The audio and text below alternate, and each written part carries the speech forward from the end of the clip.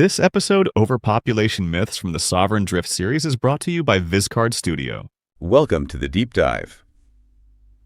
Have you ever, really thought about humanity's population journey? It's been quite something, hasn't it? Oh, absolutely. A real roller coaster. Yeah, for centuries you had these deep fears of, overpopulation, running out of food, Yeah. then later these stark warnings of global collapse. Right. But now, recent reports seem to be showing a surprising new twist. Something that might just change how we think about all this. Exactly. So our mission today in this deep dive is to unpack the insights from quite a range of sources. We've got the 2023 Goalkeepers Report, some historical stuff including Thomas Malthus, a declassified U.S. government doc from '74. Oh, that one's fascinating. And the upcoming 2025 UNFPA State of World Population Report. They all paint a really complex picture, where we are, maybe where we're headed.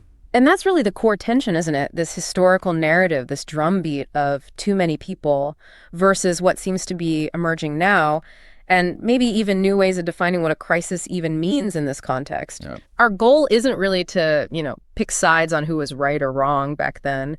It's more about understanding the forces at play, these big shifts in perspective. And honestly, some of these shifts might be quite different from what you're expecting. Okay, so let's dive in. Maybe we should start way back.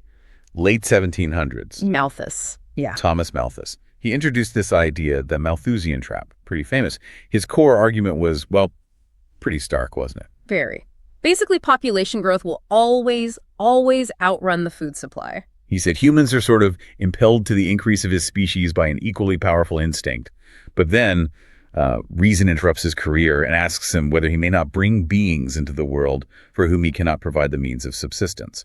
Can we actually feed them? That fundamental tension. Yeah. And he identified these checks on population, things like discouragements to marriage, also vicious habits, war, luxury, even things like the silent though certain depopulation of large towns and, poor living conditions, insufficient food of many of the poor. Grim stuff. And he had this really controversial take on poor laws, too. Said they tended to increase population without increasing the means for its support. Essentially, he thought they made things worse for those not getting aid. Pretty blunt. Extremely blunt. And he tried to connect these ideas to history, How so? Well, he pointed to examples like North American Indians or Hottentots rapidly multiplying when they found fertile land, or how those big historical migrations across Europe and Asia, the barbarian migrations, were often driven by scarcity of food, basically a population that got too big for its resources. So a recurring pattern he saw. Exactly. His main point was constant. The power of population is inherently greater than the means to support it. He figured that unless something else stepped in those depopulating causes, every country would just face cycles of periodical pestilences or famine, almost like a natural law to him. Wow. Okay, let's jump forward quite a bit. Mid-20th century. These fears didn't exactly go away, did they? Not at all. They came back strong. Have you ever thought about that water lily riddle? It really makes you think about exponential growth. Oh, yeah, the one where it doubles every day. Right. If it covers the whole pond on day 30, Yeah. when does it cover half? Day 29, you only have one day left to react. Exactly. That feeling of things accelerating right at the end, hitting a fixed limit. That's kind of the idea behind the 1972 Limits to Growth report. The Club of Rome report. Very influential. Yeah. They use these system dynamics models, computer simulations developed by Jay Forrester, trying to map out how global population, economy, resources all interact. Complex stuff. And their conclusion was, it was chilling. They projected exponential growth of population and capital followed by collapse, probably by 2100, even if we assumed optimistic technology advances. Yeah, that report really dug into the specifics, the physical limits, like resources. They pointed out that just dividing known reserves by current use, the static reserve index, is misleading. How so? Take chromium. It had like a 400-year static index. Sounds like plenty, right? But if consumption grew exponentially, it could be gone in just 125 years. Because you're using more and more each year, it eats through reserves much faster. They even noted the U.S., with 6% of world population then, used about a third of the resources. Wow. Okay. What about food? Food and land, also alarming. They projected that what seemed like abundant arable land could become a desperate land shortage by the year 2000 if things continued unchanged. And this was at a time when they said 10 to 20 million deaths a year were already linked to malnutrition. Grim. And pollution. Pollution, too. They said virtually every pollutant was increasing exponentially, often faster than population. Things like mercury in the U.S., very little recycled, or lead showing up in Greenland ice. The worry was a future world, maybe 7 billion people, consuming like Americans did then. The pollution load could be 10 times higher. So across the board, the message was exponential growth hits limits. Hard. Pretty much. Change course or face collapse. That was the takeaway. It's striking how persistent these anxieties were. Which brings us to the 1970s again, and this declassified U.S. government document, PCAB 503. Right, the 1974 one, National Security Study Memorandum 200, the NSSM 200 report. That's the one. Its key judgments were pretty stark, too. It said, trying to provide adequate world food supplies will become a problem of overwhelming priority. Makes sense, following limits to growth. And it focused on rapid population growth in less developed countries, LDCs. It talked about this enormous built-in momentum. Why? Because something like 45% of their population was under 15. Meaning a tremendous number of future parents are already born. The report basically said no LDC can stabilize its population at less than double its present size without resorting to draconian measures. That's a powerful point about momentum. And the document didn't just focus on food, right? It had geopolitical angles, too. It did. It stated population factors were seen as crucial in and often determinants of violent conflicts in developing areas. Any specific examples? Yeah, it mentioned the Pakistan-India-Bangladesh conflict around 1970-71. It argued that the rapid rate of population growth in East Pakistan seriously diminished the per capita improvement from development funds. That, plus dense settlement in disaster-prone areas like a big hurricane hitting, fueled discontent and conflict. So population pressure as a conflict driver. Exactly. And it warned about future pressures leading to more illegal migration to the U.S. or countries needing more U.S. food aid, potentially causing instability elsewhere, like Mexico. It saw population as a direct national security issue. So population wasn't just an internal issue for these countries. It had ripple effects globally. Definitely the view back then. Okay, so we've traced this arc of concern, these quite dire predictions, which makes the latest UN reports feel, well, genuinely surprising. What's the big headline from the 2024 UN World Population Prospects? The big headline is this: global population is now projected to peak, not keep rising indefinitely. A peak? When? Around 10.3 billion people, sometime in the mid-2080s. And then this is the really new part. It's projected to start declining gradually, maybe back to 10.2 billion by 2100. Wow, declining by the end of the century. That's a huge shift from the limits to growth era. It really is. Think about it. Just a decade ago, the UN thought the chance of a peak happening at all this century was only about 30%. Now they're saying it's 80% likely. What changed? Why the earlier peak now? Well, a couple of main things. Fertility levels have been lower than expected recently in some huge countries, China being the big one. Okay. And also, fertility declines seem to be happening a bit faster than anticipated in parts of sub-Saharan Africa. I see. But we're still growing for a while. Oh, absolutely. The main driver of population growth through mid-century is still that momentum created by growth in the past. Just the sheer number of women currently in their reproductive years, born when fertility was higher, that pipeline is still working through. Got it. So peak is likely, but momentum keeps us growing for decades yet. That's the picture now. This shift towards a peak, it makes me wonder about all the talk of a fertility crisis. Is that still the right frame? Or maybe we've been focusing on the wrong thing. The 2025 UNFPA report seems to go right at this. It really does. It directly challenges the common understanding. The UNFPA argues the real fertility crisis isn't overpopulation, nor is it population collapse, as we usually hear it. So what is it then? It's two things: unrealized fertility aspirations and unintended pregnancies. People either having more kids than they want or fewer. The report points out overpopulation doesn't even have an agreed technical definition, and population control, while that term is loaded, often tied to past human rights issues. So it's shifting from just numbers. Exactly, shifting from focusing on sheer numbers to focusing on individual rights, choices, and autonomy. It's a fundamental reframe. And what did their survey find? You mentioned unrealized aspirations. Yeah, the UNFP YouGov survey was revealing. In every single country they surveyed, large numbers of both men and women said they couldn't achieve the family size they actually wanted. Both having too many and too few. Both. They called it overachieved and underachieved fertility, and both were described as pervasive, widespread. So what does that imply for policy? if people want different things? It suggests that top-down policies aiming to just boost or lower birth rates, like trying to encourage or discourage contraception or paying people to have kids, often don't work long-term. They might even backfire because they ignore individual desires and circumstances. The report argues the real solution is investing more in reproductive autonomy, letting people make their own informed choices. Okay, so what's stopping people from making those choices? What are the barriers the report identifies? Well, first off, economic barriers. Big one. Like poverty? Yes, but broader than that. Economic precarity, they call it. Things like labor market insecurity, unemployment, low pay, no living wage, just general economic instability. Makes sense. It's hard to plan a family if your future feels insecure. Exactly. Plus the direct costs. High costs of reproductive health care, especially things like infertility treatment, and just the overall high costs of raising children, including housing.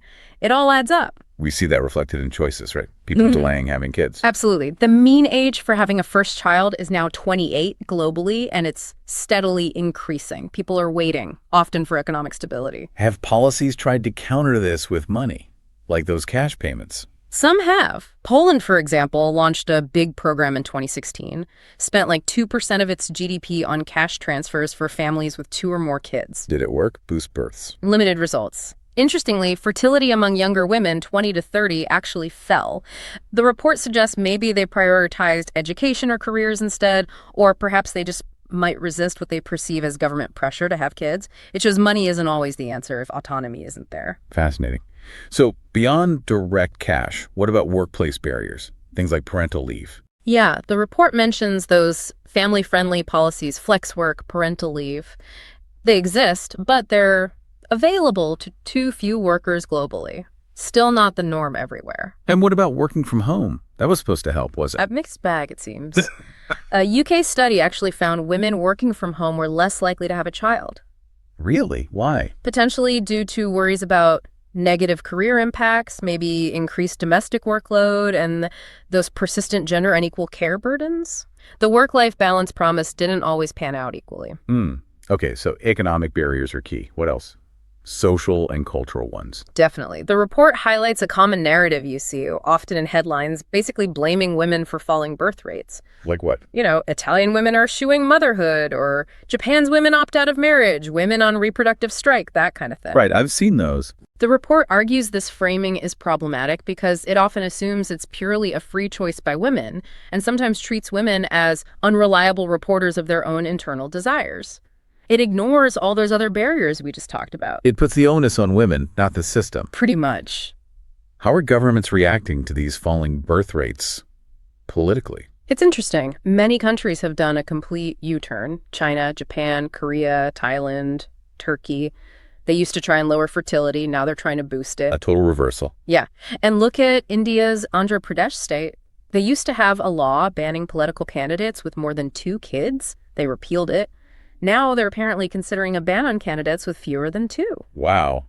That's quite a swing. And sometimes this demographic anxiety, as the report puts it, gets, weaponized, used to undermine reproductive autonomy. How so? There are examples of anti-gender activists explicitly using demographic decline as a reason to push for total abortion bans everywhere. Using population numbers to restrict rights. Right. A U.S. lawsuit was even cited arguing abortion causes a sovereign injury to the state because it depresses expected birth rates and might lead to diminishment of political representation or loss of federal funds down the line, using demographic arguments to justify restricting access. And this kind of restriction, this coercion, Yeah. it has consequences, right? Serious ones.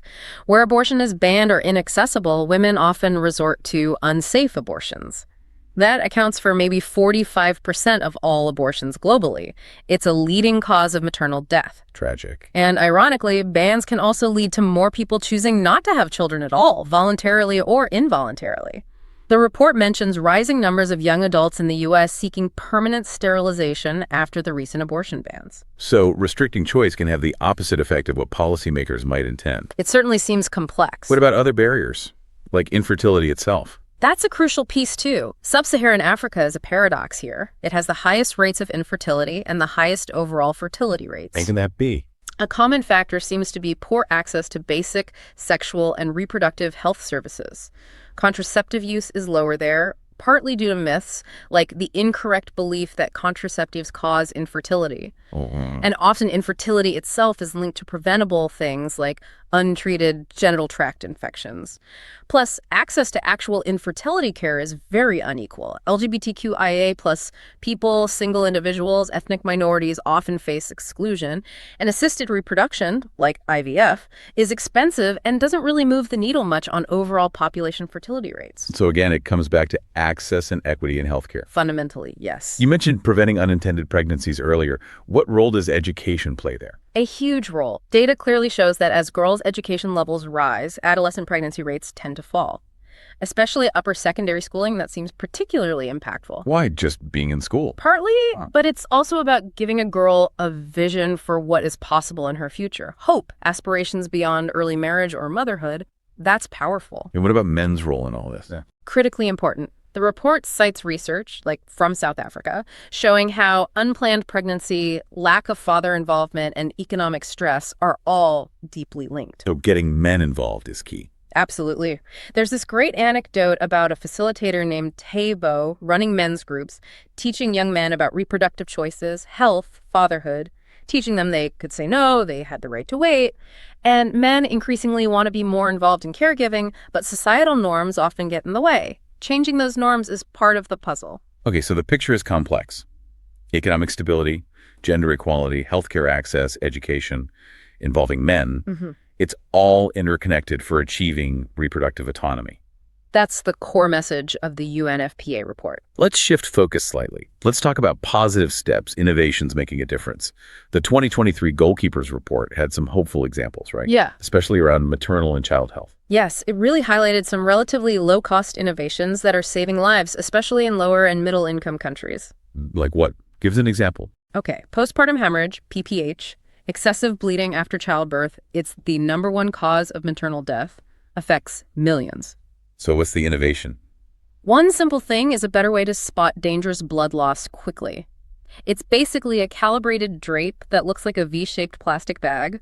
It gives a clear visual cue when bleeding is excessive. Simple but effective. But the bigger thing is the PPH management bundle. Instead of trying treatments one by one, slowly, they administer 5 key interventions: uterine massage, specific drugs like oxytocin and tranexamic acid, IV fluids, and an exam, all at once. Much faster, much more effective. Made sense. Any others? Yeah, they modeled other breakthroughs too. Things like giving moms an antibiotic called azithromycin during labor to prevent infections, using IV iron for severe anemia. Even AI-enabled ultrasound is mentioned. Together, these could save millions of lives by 2040. Wow. And for child mortality. There's the CHAMPS Initiative Child Health and Mortality Prevention Surveillance, started in 2015. The goal is to really understand why children die by taking blood and tissue samples after death. It's incredibly sensitive work, asking parents on the worst day of their lives, but vital for finding answers. That takes courage from everyone involved. Absolutely. As Melinda Frenchgate said, improving maternal health also means improving infant health and survival. Stronger families, more vibrant communities. And Dr. Paul Farmer, his words always resonate. The biggest failure is a failure of imagination. If we can send a rover to Mars, we can imagine a world where mothers and babies can live long and healthy lives. Powerful. Are we seeing progress in the overall numbers, mortality rates? Some progress, but still challenges. Under 5 and neonatal mortality are still off track for the 2030 goals. Neonatal deaths dipped slightly to 16.8 per 1,000 live births in 2022, but the target is 12. So we need to accelerate progress, scale up these breakthroughs. What about other indicators like HIV? Slight decline in new HIV cases, 0.19 per 1,000 people in 2022.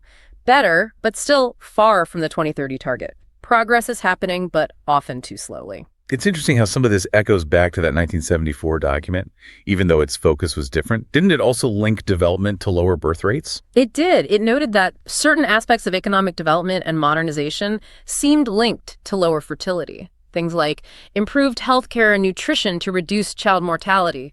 That's crucial when parents trust their kids will survive. What else? Also, education and improved social status for women and increased female employment. These factors, which empower women, were seen even then as drivers of demographic change. And economically, are women gaining more ground? Financial inclusion. Yes, there's good news there. The gender gap in bank account ownership has narrowed significantly. Women went from 44% having an account in 2011 to 70% in 2021. That kind of financial independence is a key piece of empowerment. But the food issue, that concern from 1974, hasn't gone away, has it? No, food security is still a massive challenge. The 74 report worried that nearly all future food demand would have to be met by higher yields, needing way more fertilizers, pesticides, water. Right.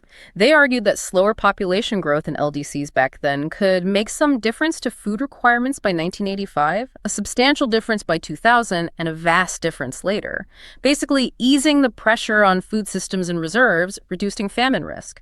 While the population outlook has changed, the need for sustainable agriculture is arguably even more critical now. So bringing it all together for the path forward, the UNFPA 2025 report, what's this recommendation? It calls for a holistic, rights-affirming way forward, ensuring that high-quality, comprehensive sexual and reproductive health services must be accessible and affordable for everyone. Meaning removing barriers. Exactly. Ending things like age restrictions or needing spousal or parental consent for services, especially for things like elective sterilization for adults who consent. It's all about enabling individual informed choice. And this requires a shift in values. The report argues it does. Embracing gender equality, an end to discrimination of all kinds, and the attainment of dignity and rights for all people. It explicitly pushes back against a return to a largely mythical past of breadwinning men and child-rearing women. It's about building a future based on equality and rights. Wow. We've covered a lot of ground, from Malthus's trap and fears of collapse. Right, to the limits to growth warnings. And the geopolitical concerns of the 70s. To this surprising projection of a population peak. And finally, this fundamental reframing of the fertility crisis away from just numbers towards individual autonomy and unmet needs. It seems the core challenge isn't just how many people, but ensuring everyone has reproductive agency, that ability to freely, responsibly choose their family size. Precisely. And maybe it's worth recalling that warning from the limits to growth. A decision to do nothing is a decision to increase the risk of collapse. Still relevant, even if the dynamics have shifted. But they also offered a hopeful counterbalance.